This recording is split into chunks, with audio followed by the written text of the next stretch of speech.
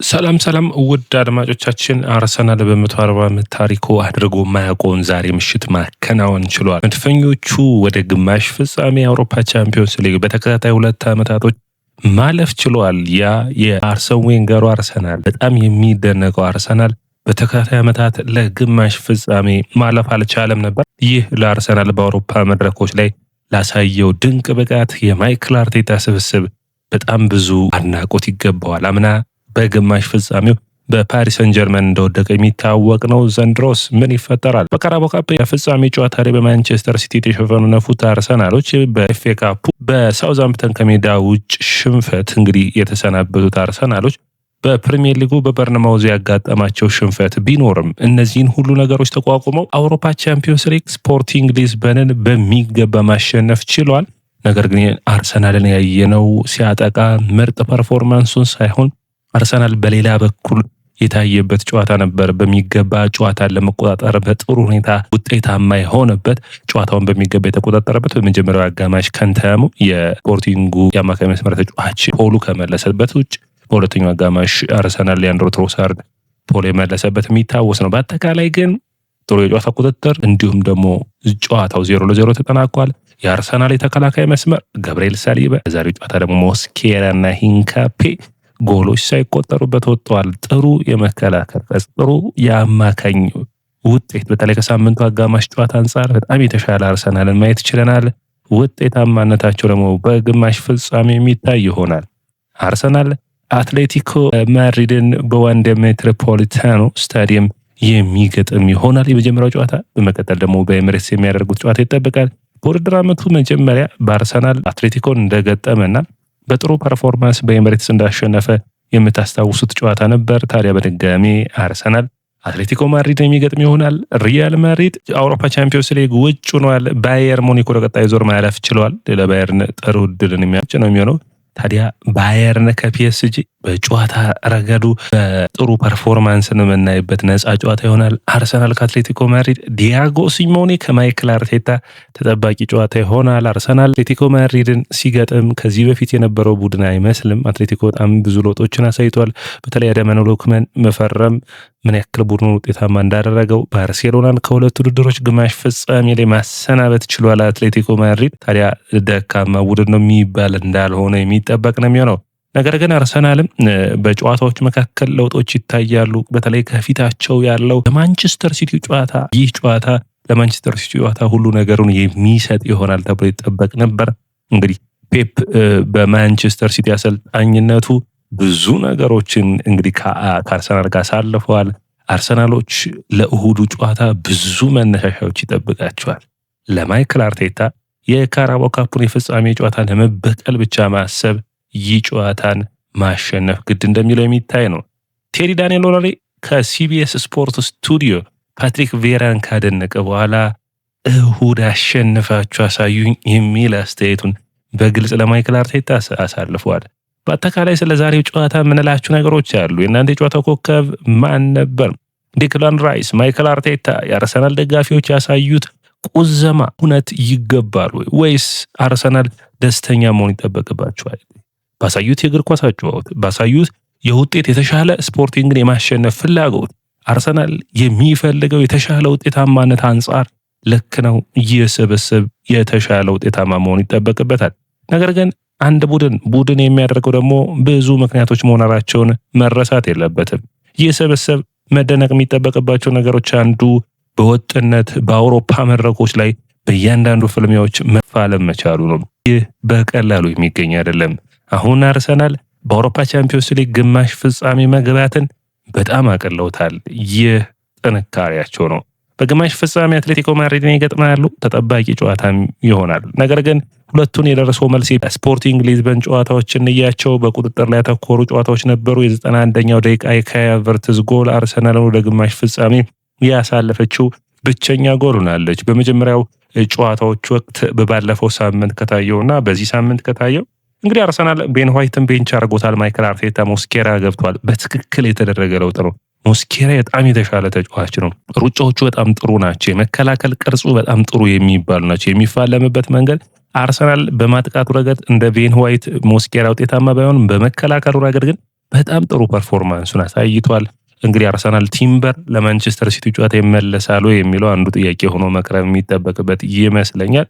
የግራው መስመር የሂንካፔ መመለስ ስካሊን እንግዲህ ባለፈው ጨዋታ ላይ የተቸገረውን በሚገባ የሂንካፔ መመለስ ምን ያክል አስፈላጊ እንደሆነ በተለይ ደግሞ ይሄ በሩጫው በጉልበት በሚያስፈልገው የጨዋታ ሂደቶች ውስጥ ምን ያክል ወሳኝ እንደሆነ ያሳየበት ጨዋታ ነበር። ገብርኤልና ሳሊባ እንደተጠበቀው ጥሩ ነበሩ። ነገር ግን አንድ ማንሳት የሚጠበቅብን የዴቪድ ራያ ጉዳይ ነው። እነዚህ ስህተቶች በማንቸስተር ሲቲ ጨዋታ ላይ የሚደግመው ከሆነ አርሰናልን ዋጋ የሚያስከፍሉት ይሆናሉና ጥንቃቄን የሚሻ ይሆናል በኔ እይታ። ስለዚህ ያንን በሚገባ መጠንቀቅ ያለበት ይመስለኛል። ስህተቶችን ተሳስቷል። ጨዋታዎችን በሚገባ መቆጣጠሩን በራስ መተማመሩን በሚገባ ዴቪድ ራያ መመለስ ይጠበቅበታል። ሌላኛው በዚህ ጨዋታ እንግዲህ ዲክላን ራይስ የዋናው የመሃል ሞተሩ ነው ይታያል። ነገር ግን አንድ ነገር ተለውጧል። ከሳምንቱ አጋማሽ ከበርነማውዙ ጨዋታ ከሳምንቱ መጨረሻ ከተደረገው የበርነማውዝ ጨዋታ ዙቢሜንዲ የተሻለ ፐርፎርማንሱን አይተናል። እንግዲህ ብዙዎቹ ቁጣዎች አሁን ውጤታማ የሆኑ ይመስላል። ኳሱን ወደፊት የወሰደበት መንገድ በተለይ ደግሞ ወደ ማጥቃቱ ጠጋ ብሎ የተጫወተበት መንገድ አርሰናል ከኋላ ለመመስረት ብዙ ያልተቸገረበት መንገድ ነበር። ኤብሬቺዜ ወደ አጫዋት ሂደቱ መምጣቱ በጣም ወሳኝ ነበር። በጥሩ ፐርፎርማንስ ደግሞ ያንን ሲያደርገው አይተናል። ኤዜ በሁሉ ነገሩ እንግዲህ አርሰናልን በተለይ ደግሞ በኔጊታ የማንቸስተር ሲቲ ጨዋታ ላይ ኤብሬቺዜ ስፔስ ሲያገኝ እንደ አማካይ መስመር ኳሱን መያዝ ሲችል አርሰናልን ውጤታማ ያደርጋልና ኤዜ በጣም ወሳኙ መሳሪያ የሚሆን ነው። እንግዲህ ኦዴጋርድ የቡካዮ ሳካ መዳን አንዱ የሚጠበቅ ነው። ነገር ግን በጨዋታው ላይ ታየው የማዱዌኬ በተለይ አርሰናል በኔ እይታ በመጀመሪያው አጋማሽ ጨዋታውን መቆጣጠር ላይ ያተኮረ ነበር። በሁለተኛው አጋማሽ ላይ ግን የተሻለ ፐርፎርም ያደረጉበት ይህ አርሰናል በውድድር ዓመቱ ላይ በጥሩ ጊዜያቶቹ የሚታወሰው ሁለተኛው አጋማሽ ጥሩ ፐርፎርም በማድረግ ነበር። ታዲያ ዛሬ በጥሩ ሁኔታ ሁለተኛውን አጋማሽ ጀምረዋል። ሁለተኛውን አጋማሽ የተቆጣጠሩበት በተለይ ደግሞ የመጨረሻዎቹ ደቂቃዎች 20 እና 30 ደቂቃዎችን የማይክል አርቴታ ቅያሬዎችን በማንቸስተር ሲቲ ጨዋታ በቅያሬዎቹ እንደወቀስ ነው ሁሉ በዚህ ጨዋታ ደግሞ በቅያሬዎቹ የምናደንቀው ጨዋታ ነበር። በተለይ የሄሱስ ሃቨርትስ እንዲሁም ደግሞ የትሮሳርድ መግባትና ኳሱን በሚገባ ለ20 እና ለ25 ደቂቃ አርሰናል በሚገባ ጨዋታውን ተቆጣጥሮት ነበር። ከአንድ አጋጣሚ ውጭ ያን ሂደታቸውን ማሳደግ ያስፈልጋል። እንግዲህ ሲቲ ለሳምንቱ መጨረሻ የሚፈራበት ጨዋታ ይመስለኛል። ምክንያቱም አርሰናል ጥሩ የመከላከል ቅርጹን ያሳይቷል። ወደ ግማሽ ፍጻሜም አልፏል። ማንቸስተር ሲቲዎች አርሰናል ዛሬም ቢሸነፍላቸው የተሻለ በራስ መተማመናቸውን ከፍ አድርገው ነው። ነገር ግን ሲቲና ፔፕ ጋርዲዮላ ጠንካራ ፐርፎርማንሳቸውን ለማሳየት እንደሚመጡ ይታወቃል። ሲቲ ጫና ውስጥ ነው የሚሆነው፣ ምክንያቱም ማሸነፍ ግዴታ ውስጥ ነው የሚገባው በሜዳው ስለሆነ። አርሰናል ግን ማሸነፍ አቻ መውጣት የሚችል ከሆነ ውጤታማ ይሆናል። እንግዲህ አርቴታና የአርሰናል ደጋፊዎችን በሚመለከት ደግሞ ነበልባል ሁናችሁ እንደ እሳት የእናንተን ድጋፍ እንፈልጋለን በሚገባ የሚል ነበር። ነገር ግን አሁንም ቢሆን የአርሰናል ደጋፊዎች የሚያስደስቱ ነው አልተገኘም። ነገር ግን ጥሩ ዜና አርሰናል ከሜዳ ውጭ በጣም ጥሩ ቡድን ነው። በኔ እይታ ሜዳው ላይ በጣም ጫና ውስጥ የሚገባ ቡድን ነውና ከሜዳ ውጭ ነገሮችን መጨረስ የመቻል አቅም አለውና ጥሩ የተሻለ ብቃቱ የምናይ ይሆናል። የቪክቶር ዮኬሬስ ግን ስፖርቲንግ ሊዝበን ላይ ቀድሞ ቡድን ላይ ደርሶ መልስ ላይ ያሳየው ብቃት ይህ ነው የሚባል አይደለም። በኔ እይታ በተለይ ዮኬሬስ በማንቸስተር ሲቲ ጨዋታ በኔ እይታ ተቀያሪ ቤንች ላይ መግባት ይጠበቅበታል።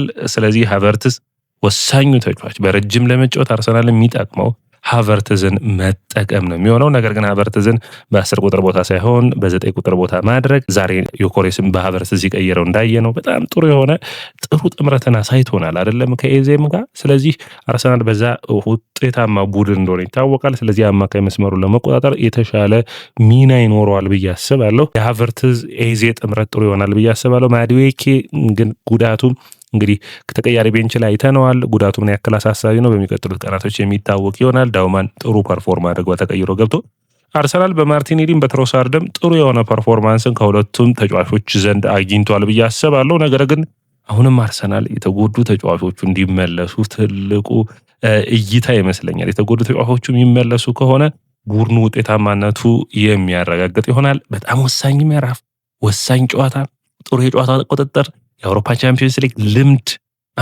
ያለው ቡድን ሆኗል አርሰናል እና በጣም የሚያስገርም ፐርፎርማንስን ያሳዩት። በኔ እይታ ግማሽ ፍጻሜ ወሳኝ ጨዋታ ነው የሚሆነው አትሌቲኮ ማድሪድ። ነገር ግን የሁሉም የአርሰናል ደጋፊ ጥያቄ የመጀመሪያው የእንግሊዝ ፕሪሚየር ሊግን ማንሳት ነው። የእንግሊዝ ፕሪሚየር ሊግን ማንሳት የሚችል ከሆነ ይህ ስብስብ በአውሮፓ ቻምፒዮንስ ሊግ ግማሽ ፍጻሜ ወደ ቀጣዩ ፍጻሜ ማለፍ የሚችል ከሆነ ማይክል አርቴታ እንግዲህ በአርሰናሎች ታሪክ በልባቸው የሚጽፉለት በእኔ እይታ ደግሞ ሐውልት ሊያቆሙለት ይገባል። የአውሮፓ ቻምፒዮንስ ሊግ ዋንጫን ማሸነፍ የሚችል ከሆነ ይህ ክለብ በ140 ዓመት ታሪኩ አድርጎት አያውቅምና። ነገር ግን አርሰናል በግማሽ ፍጻሜ በተከታታይ ዓመታት መገኘቱ በአርሰናል በክረምቱ ለሚያስፈርማቸው ተጫዋቾች አርሰናል በቡድኑ ውስጥ የሚፈጥረው የራስ መተማመን የተለየ ነው የሚሆነው። በአውሮፓ መድረኮች ላይ ሊነግሱ የሚችሉበት ነው የሚሆነው።